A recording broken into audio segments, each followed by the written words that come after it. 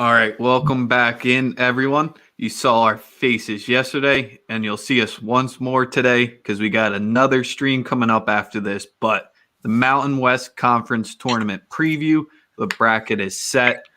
Steven and I, huge Mountain West guys, we got our one team out there that we both like, and you'll see our thoughts and feelings on that as we get more into it. But the bracket, they definitely didn't do themselves any favors here. But as usual, we're live on Facebook, YouTube, and on Twitter at BRKDWN_sports. Check out our website. We got you covered in everything other than college basketball. This is College Gamebreakers, episode 38, I believe. So we're cranking these out.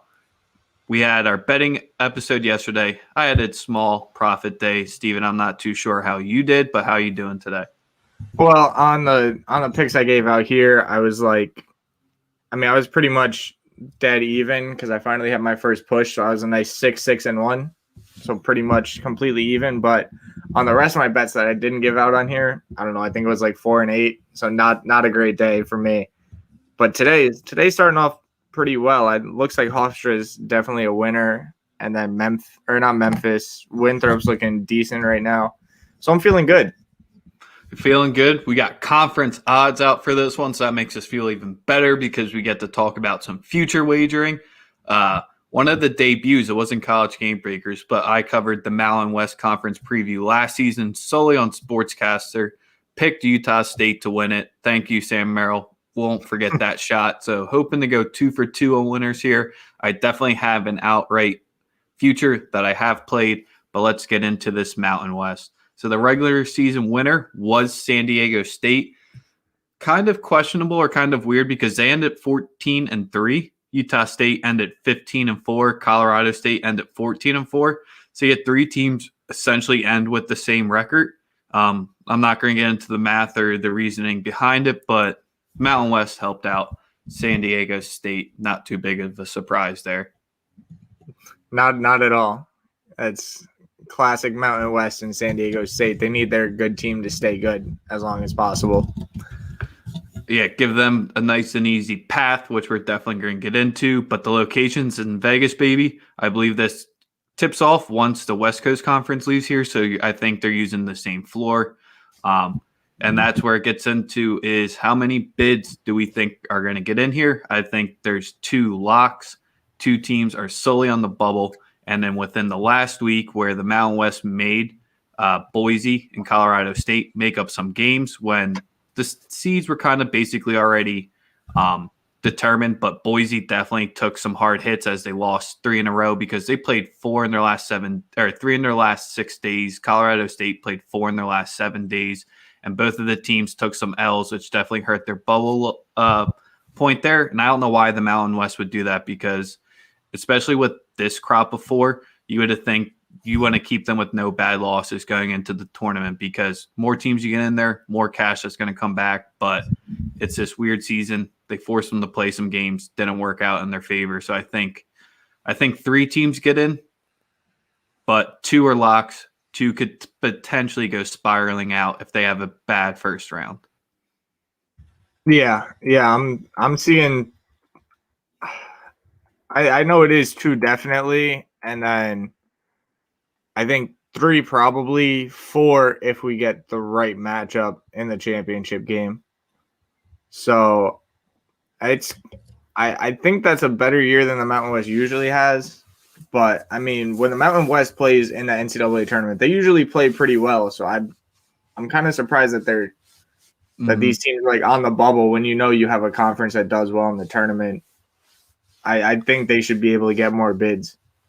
Yeah, that's especially where we're in Boise and Colorado State when we're going to get into this. I don't think there's that big of a difference between the top 4 teams within this conference overall. Home court advantage was a huge factor in here. They were the number 1 conference in home court wins, where 68% of their games had the home team winning it. They had a bunch of blowouts as well. 28 of their 99 games were blowouts. That's just because the bottom of this conference was pretty bad compared to the rest of the bottom. So you had a very strong top. The middle's a mush. Then the bottom 2 are just kind of, we're probably not even going to touch on the teams very quickly because we don't think they're going to make noise. And teams love to jack threes in this conference. Other than that, no real true trends across the board here. Yeah, no, I mean the Mountain West has always been known for having like great home court advantages, but that's usually because of the fan bases that are there. But even when there's not, it's just like the elevation changes and like where you have to go to play games. It's always so tough to win a game on the road there. Like that's why I think these top 4 teams are all so good, because they're like the 4 teams that have the chance to actually win on the road. And when you can win on the road in this conference, you're a really good team. Yep. And the last thing I saw, just as an overall thing, if you are into backing tempo teams versus non-tempo, you got 4 teams that play slow. The rest like to get up the court. That's San Diego State, Fresno, UNLV, and Air Force. So you only really heard one of the top tier teams there. So they do play that different style. And with the outright odds, you have San Diego State as the favorite. These are all on FanDuel at plus 125. You got Utah State at plus 260. You got Boise at plus 400. Same with Colorado State. And then everyone else gets past the plus 1,000 area. So who are you instantly crossing off and not even giving a second look at when you're looking at these odds? Yeah, I mean, you got to cross off Air Force because they almost want to play more like that. It seems like they play more of that Princeton style with like the back cuts and everything. And when they try to shoot threes, they don't have consistent enough shooters, and they can't stop teams well enough to play that Princeton style and slow the game down. And then San Jose State's they're just bad. There's really nothing I could say for them either way. So I mean, if they have a game that gets forfeited in the tournament, I'm fine with it because I already know how it would have gone anyway. Yeah, it was with New Mexico, Air Force, and San Jose State. You basically saw like a 15-point spread if they're playing anyone not named each other. So, and especially with 4 games in 4 days, we usually don't see a first-round team playing in that opening round from the Mountain West survive it, just because of how grueling and how difficult the teams are. So I think this is one, even though I like to try to find value in the 7 or the 6 seed, there's just not much to be found in the later rounds. But we are the East Coast Boise Boys, Steven, and there's 0.0% chance from a math-wise, not from a fan or betting-wise, I might do it. But with Boise at plus 400, I just see 0.0 value on that number because they play Nevada, and then they're most likely playing San Diego State. If you just do a money line parlay and keep those open, and you take Boise State on the money line, both of those games, because with open parlays you can do that, you'll get much better than plus 400 odds if you just do that rather than backing them there. Yeah, that's true. I mean, I feel like with the draw Boise State has, I don't really care how good they are to have to run through Nevada, then San Diego State, and then probably either Utah State or Colorado State. There's no way you should only have plus 400 odds to win those 3 games 3 days in a row. But like it does hurt the odds for me wanting to bet them just to win the tournament. But I mean, I'm such a fan, I'm doing it regardless. Like That's where it's just like the money line strategy just seems like it'd just be that much more simple, and that because you'll probably might even get paid more depending how much you put on each money line. Yeah. But in most years, I know last season it was San Diego State was minus favorite. So here is one of the first times where even though the conference did give San Diego State a little bit of a layup here, we see 4 teams with odds under plus 500. So when you're looking at those, I don't see great value in any of those backing them because that's, once again, 3 games in a row. San Diego State, if you moneyline parlay those 3 games, you'll probably get right around the plus 125 to plus 200 price. Colorado State or Utah State is probably the teams you could more likely talk me into taking them pre-tourney because I just think that bottom half of the bracket is quote unquote easier just because one, you avoid San Diego State, and then I think, not to spoil, but Boise and Nevada are both your juggernaut potentials here. So I think that 4-5 matchup is the one that could potentially determine the outcome of here because I think that bottom, I hate saying it might go chalk, but that seems the easiest way down there because Wyoming's the one team that I wanted to try to back and see if they could make it to the semis just because of how good that offense is, because they're tied for the fourth best offense in the conference, up there with Nevada, San Diego State, and the other guys, one other one outrank them. But that's where they're just so leaky on defense other than defending the three. It's just they'll be laying too many points for me to want to back them with Wyoming, but that's one team I tried to make a case for that I just couldn't. Yeah, I mean, the longer shot team that I take would be the other team that has the super tough path to get to the championship.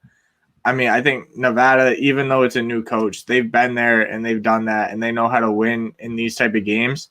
So to get them, who I don't think has that big of a gap with like Boise State and those top four teams, to go from plus 400 for Boise State to plus, like, what was it, 1,600 or plus 1,800? 1,800, yep.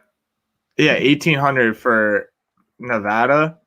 I mean, if I just put like a few bucks down on that, I'd be fine losing it, because if it hits, that's great. Yeah, so that's exactly where when we had the pregame sheet, you hit Nevada, so I want you to start it off with them. And that's where they're the team with the odd-wise 100%, because Boise at plus 400 and then Nevada at plus 1,800. I mean, Nevada just took down Colorado State, who very similar to Boise State as well. And Nevada, they hung tough with San Diego State both times. They only lost by 5 and 2 the first two times they played each other in there as well. So at plus 1,800, I mean, that's great odds on the first time for the money line, great odds for the money line on San Diego. If you were to parlay both of those and keep them open, you're not touching anywhere near 1,800.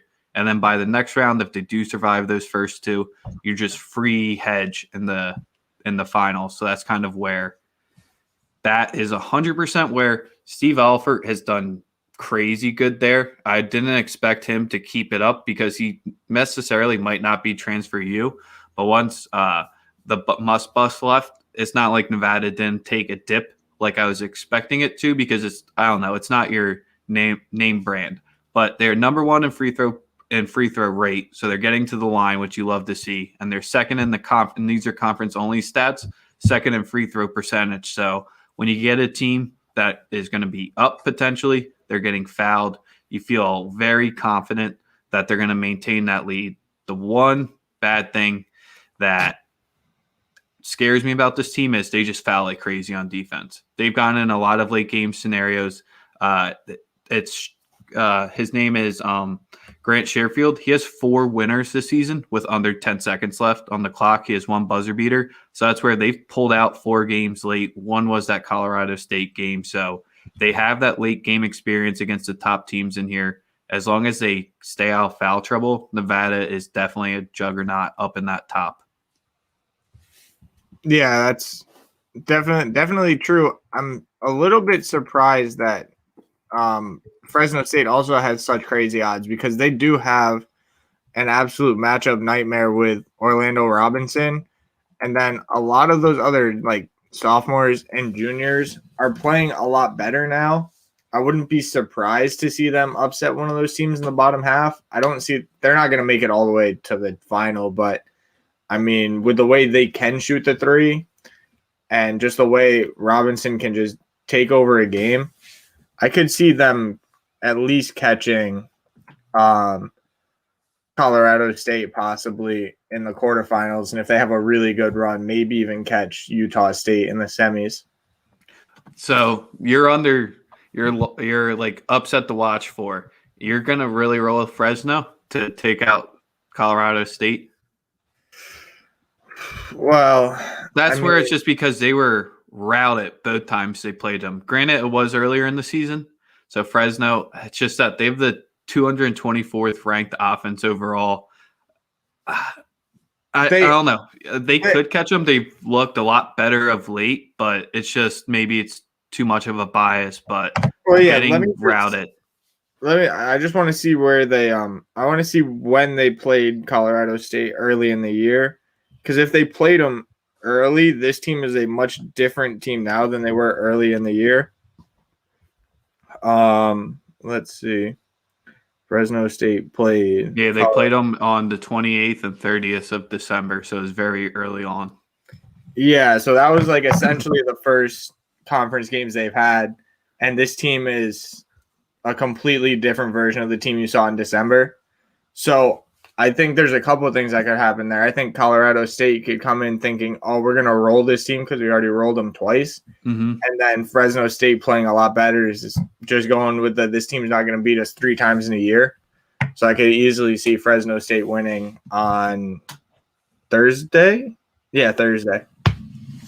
So as long as they get past New Mexico, of course. Yeah, so let's spend some time breaking down this Fresno versus Colorado State game because I think it's definitely one that you should be watching. Yeah, they're going to get past – Fresno's going to get past New Mexico, no problems. Might think about laying the points there because you might only get like a 5 to 7 point spread, which would be very tempting for me to lay the points there. Like you mentioned, Orlando Robinson is good. It's just the Fresno defense is going to have to show up in this game because Colorado State in conference-only stats, they're first in offensive efficiency, effective field goal percentage, 2-point percentage, and free throw percentage.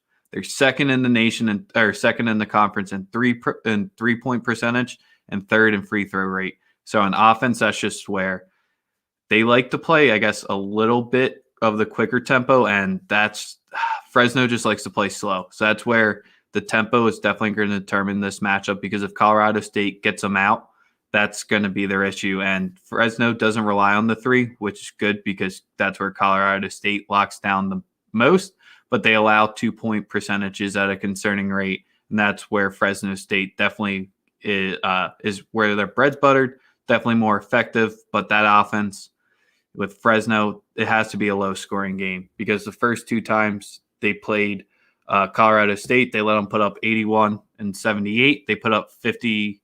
They put up 53 and 59. So that's just kind of where, if you're only putting up, yes, granted it's a much different team. That was the first 2 games against Division I opponents because they played Fresno, Pacific, and William Jessup before that.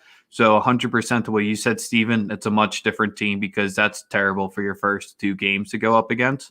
So I definitely think laying the points with or taking the points with Fresno could be the good angle here because I think we definitely see a double-digit spread in this matchup. You're on mute. Fucking hell, I made it through all of last episode without doing that. And then, of course, I'm back to what we used to do. I mean, Fresno State honestly just has such an advantage inside.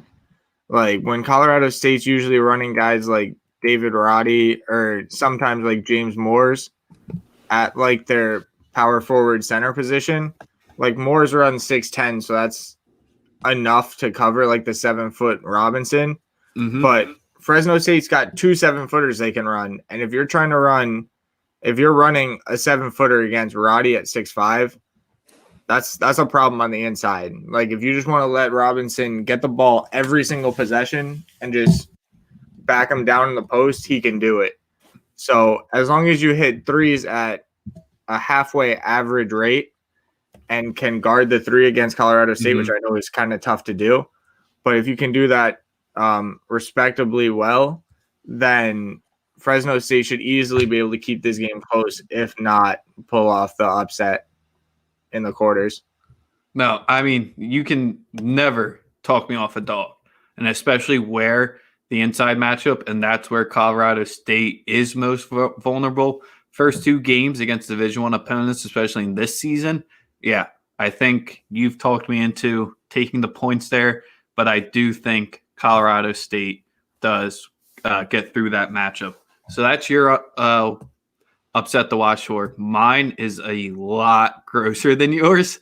So let's get into it. And I'm staying on that bottom part of the bracket. And there is, I can say, 30% confidence, if not 25%, that this one could work out because I'm going against the team that got me a nice plus 300 outright winner. And UNLV could potentially catch Utah State. Crazy to think there, but UNLV did catch them once in this season already. Won a game 59-56. Next time they played, they lost 83-74. That was like a little day break there in that one. And UNLV, they've only have one bad loss where they've lost by more than double digits, and the rest of the games, and that was against Nevada, they lost by 29. And all the other games, they kept it within single digits. So that's just kind of where they're hanging in games. And that's the one thing I need to see in a team throughout the entire season with Ulterberger as the coach, that if Utah State lets them just hang in here, it's going to make some noise because Utah State, their defense is unreal. So that's just where if they can get into the 60s or 70s against this team, then I feel a lot less confident. So we need something just like that first matchup where Utah State, they might, or UNLV might just do the Haka method because Utah State is not good from the line. And when you're going to let a team hang in there and it is pretty bad at free throws, then that's where it is. But they nail the boards extremely well, which is a huge mismatch for UNLV. And then they also will nail it from three.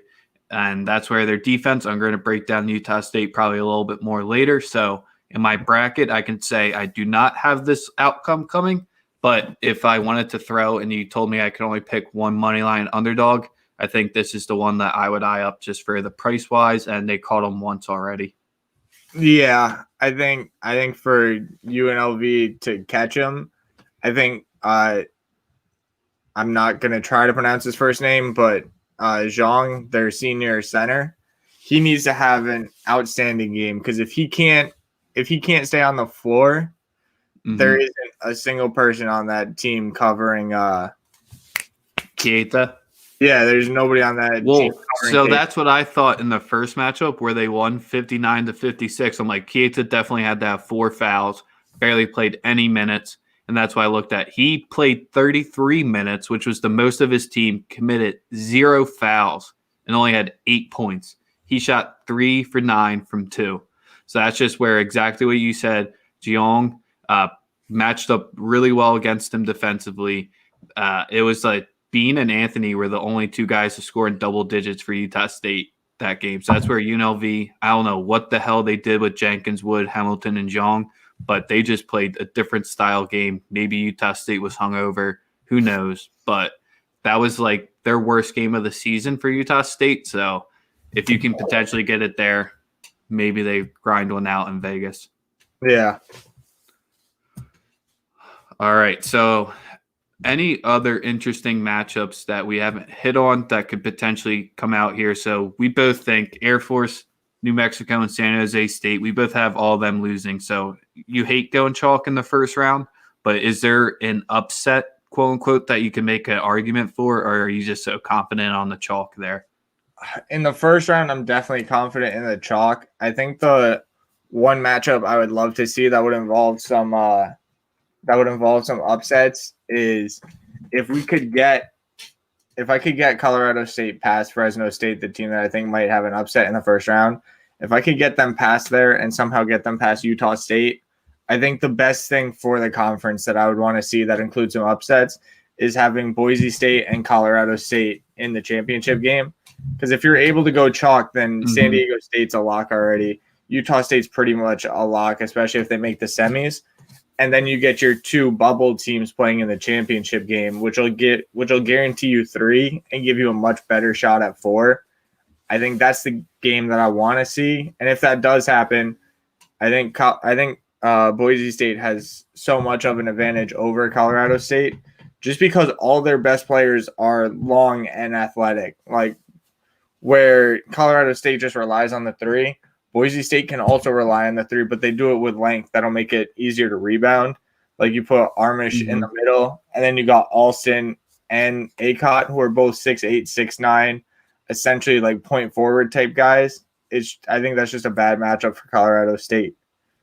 So I 100% agree, and I 100% hope we get Boise versus Colorado State in the finals because Mountain West Rex, I left the A10 if you didn't catch that stream with Jordan.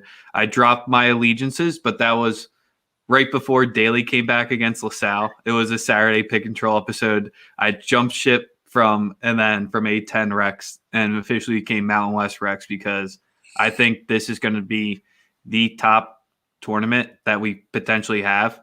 And I think we need to break down this Boise State Nevada game a little bit before we get into who we have in our Final Four and then who we have cutting down the nets and then a few other fun quick hitters at the end. But that Boise State Nevada game, the 4 versus the 5, it's going to determine who goes there. And I don't think we would do Boise State justice if we don't break down this game.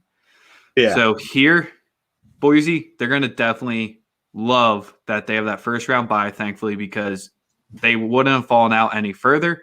But Nevada did try to get to the 4 seed. Doesn't matter with the neutral court. They have off until March 11th, which is good because they had 3 games in 6 days.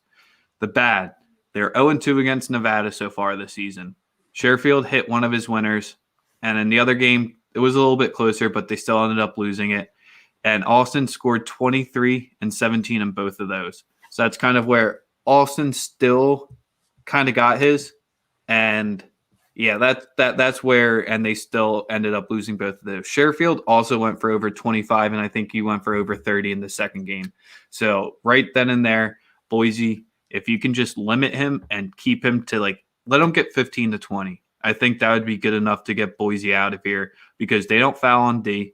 They're just smart where they are. They need to clean the boards against Nevada, but I don't think that's anything that Nevada is going to kill Boise on. It's just that they didn't grind out both of those wins. So if they just take care of the ball and can actually finish and not blow it a lead down the stretch like they did in the one game to Nevada, that's where it's at because this team, I don't know, I'm just nervous that I went back and looked because yesterday we talked on the stream that it's hard to beat a team 3 times in a row in the same season.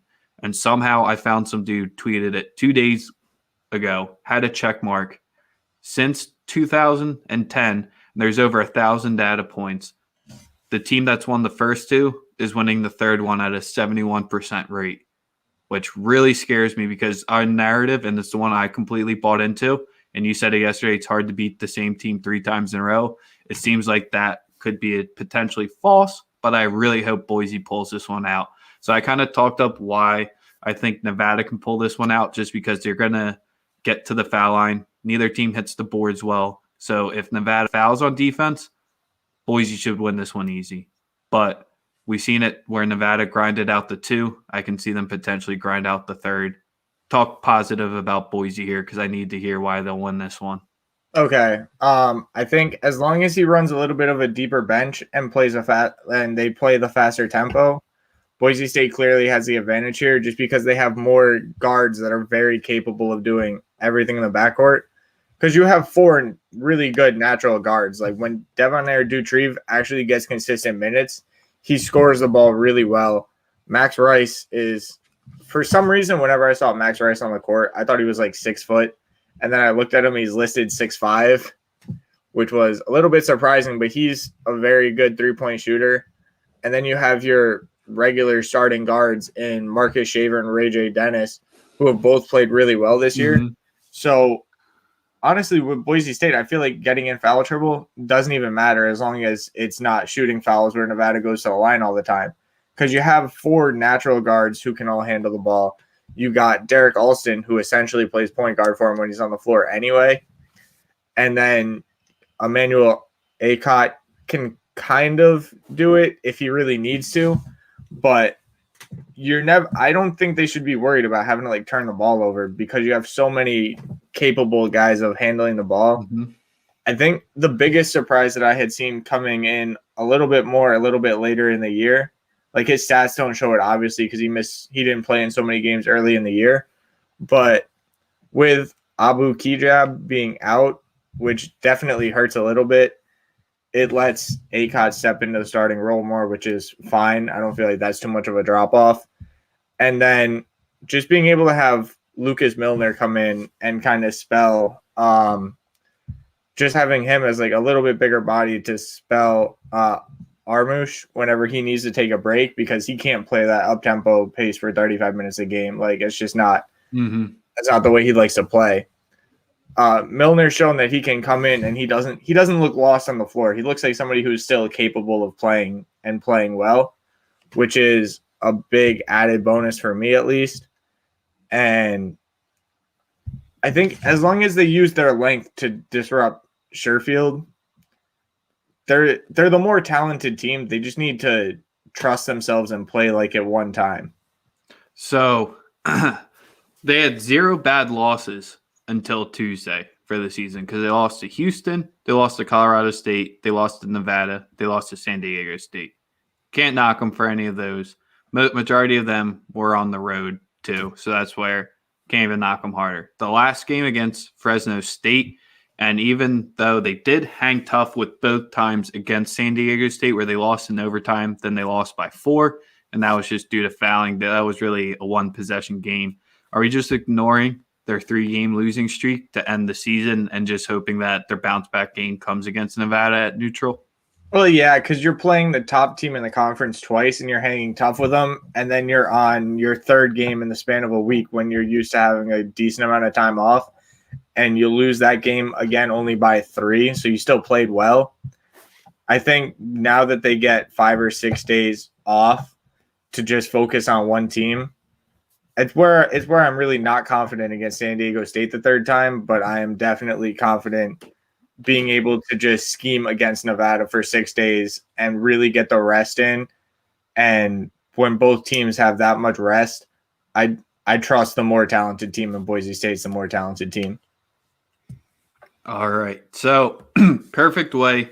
Get into our Final Fours for the semifinals here. Get into our champions. So Steven and I haven't shared who we have it projected. So, Steven, rattle off who you have in the semis, rattle off who you have in the championship game, but don't tell me who your winner is yet.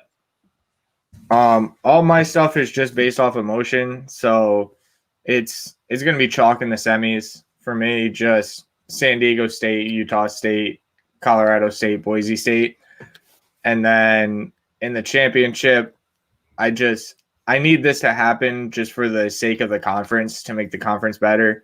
Give me Boise State, Colorado State in the championship game, and then hopefully we see 4 teams in the tournament. All right. So you went a little chalk here. I also went with San Diego State. Tried to make a case for Wyoming, but just not going to happen against San Diego State, where they just took care of business. Their 3 conference losses were against Colorado State and 2 against Utah State. I just don't see Wyoming catching them, even though we've seen a decent amount of 1 seeds go down so far this tourney, which is a little bit surprising. Steven, I'm going with Nevada here. And that's just because hopefully I'm just putting the jinx on Nevada. Just with that, they beat them twice so far, lost 3 in a row. All signs point to Nevada here. I think Boise will be laying points, and Nevada could be a small underdog. So I'm going to ride with Nevada, unfortunately, which would just bust the bubble for Boise State. In the bottom half, going Utah State, because UNLV definitely going to probably take the points against Utah State. I don't think they pull it out. Colorado State, they make it there. I have Colorado State beating Utah State, so we both share the Rams in the championship, and we both share that the 4 or 5 seed team, because I'm going with Nevada, they're going to make it to the final, the championship game here, because they lost by 5 and they lost by 2 against San Diego State. So that's just where maybe the 3rd time's a charm there. I know I'm going against the reasoning why I picked it, but maybe if I have Nevada go far, that'd be a 1st-round exit. But Nevada, Colorado State in my finals. Who you got cutting down the nets in Vegas? I got Boise State still cutting down the nets, and what I'm gonna do personally outside of here is I'm going to absolutely bet Nevada in the first game, because I've been such a jinx in these conference tournament games. If I bet Nevada, then that almost makes Boise State feel like a lock for me. Like just because seems like I can't pick a good team to save my life. So either A, I'm winning money, or B, my team gets to advance. And if they get past the first one, it doesn't matter how much talent they have. Each of the past 4 or 5 years, I feel like whenever they play San Diego State, they beat them once in a year. So since they lost to them both times in the regular season, if they have to play in the conference tournament, they win. And then they play Colorado State, a team they match up very well against, I believe. And then they win the conference tournament, and they're in the NCAA tournament again. I love it. I love it there, and I definitely do think San Diego State is 100% vulnerable in that game because, like I said earlier, beat Boise in overtime and by 4. They beat Nevada by 5 and 2. Yes, they grinded out those wins. They proved it there. Just hoping that, like you said, third time's a charm.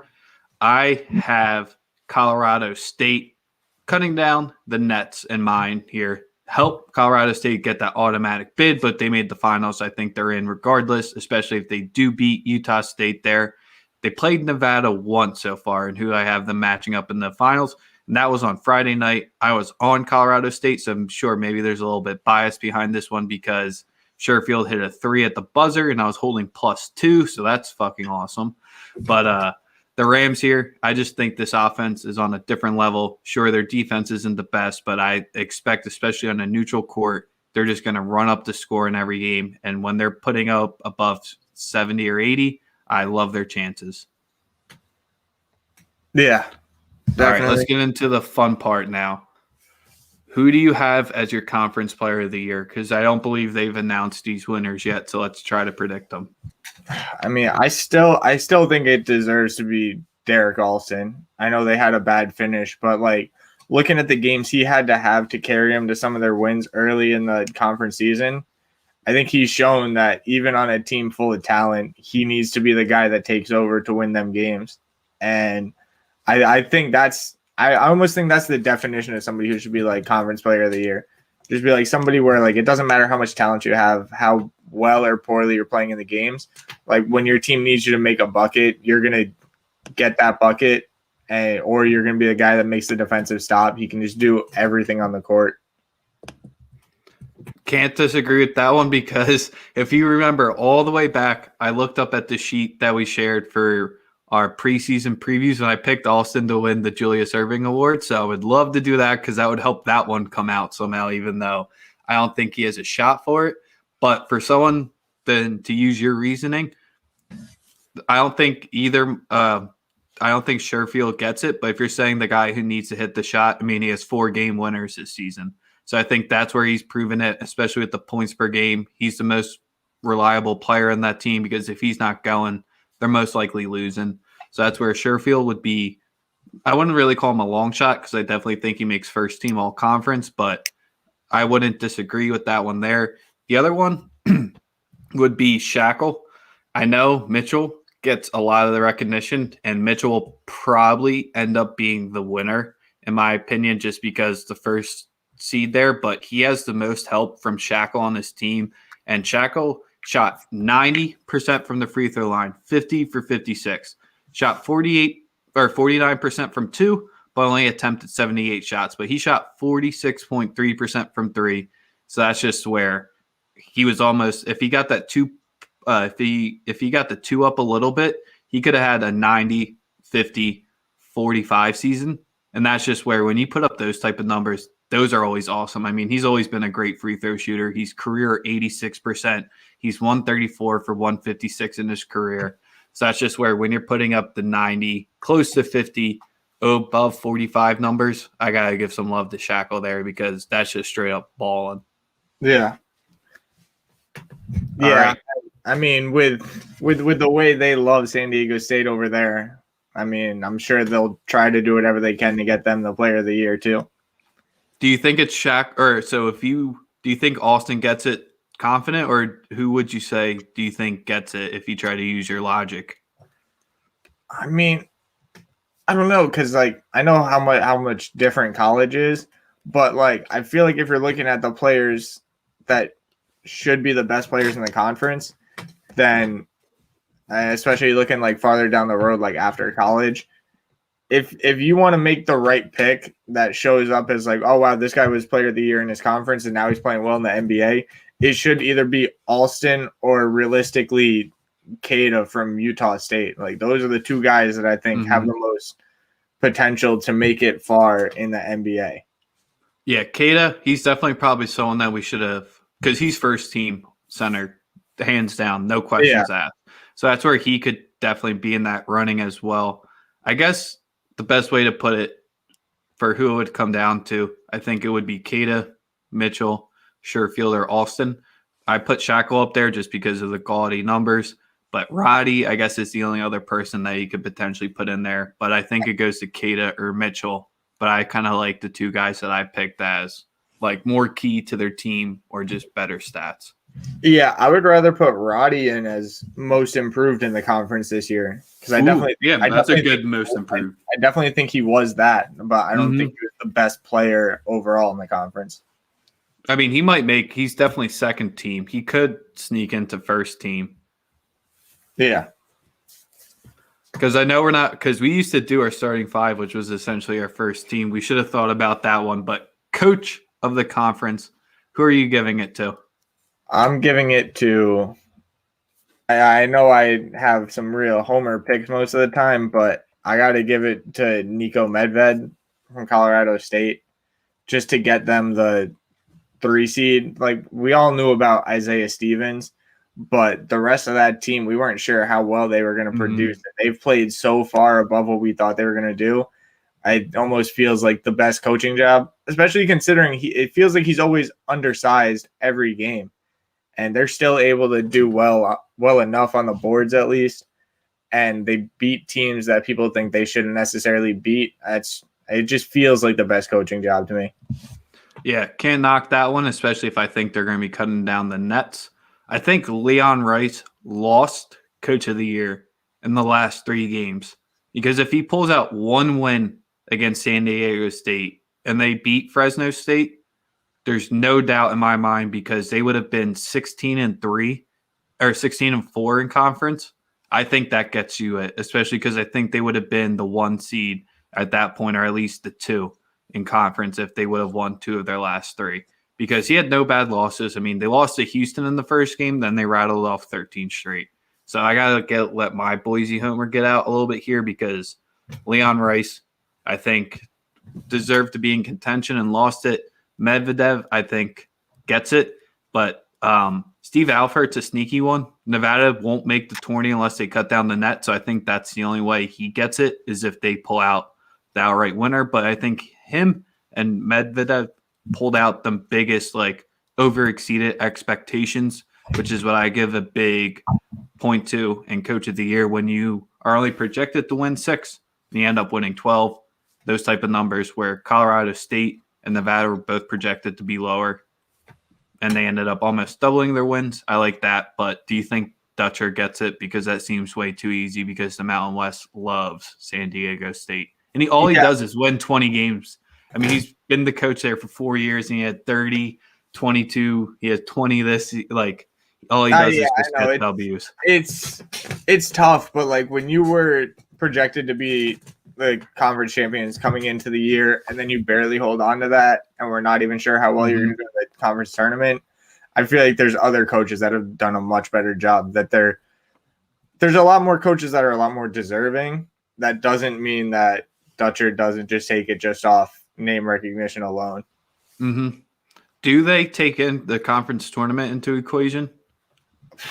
I believe they do because some conferences, the smaller ones, already named it before I did my preview. So that's kind of where the ones that they haven't announced it yet, I've always included this at the end because I think this is the most fun, especially because it's one thing we've done throughout most of our streams. Yeah, I think they should. Well, actually, I don't think they should. I think if you just happen to go on a good run in a conference tournament, that doesn't mean you were the best coach or the best player all year. It means you had a good series, and then that's almost like recency bias. So I'd rather them keep it out of it, but I don't know if they do. All right, let's wrap it up. One last point here, Steven. Is your only bet from the outright odds that we have Boise State, or are you sprinkling on anyone else? No, I'm just gonna do Boise. I gotta trust my guys. All right, so last year I did only a 1 unit on it, and I did take Utah State. I'm going to split my unit this time. I'm going to put half of it on Nevada, half of it on Colorado State. Hope both of them get to the championship where it's the best scenario possible. Yeah. But that's going to wrap it up today. Steven's jumping around. We'll see each other in about 15 minutes where we'll do the Big E stream. Thank you all for tuning into the Mountain West stream. We'll see you soon. Yep. See you later.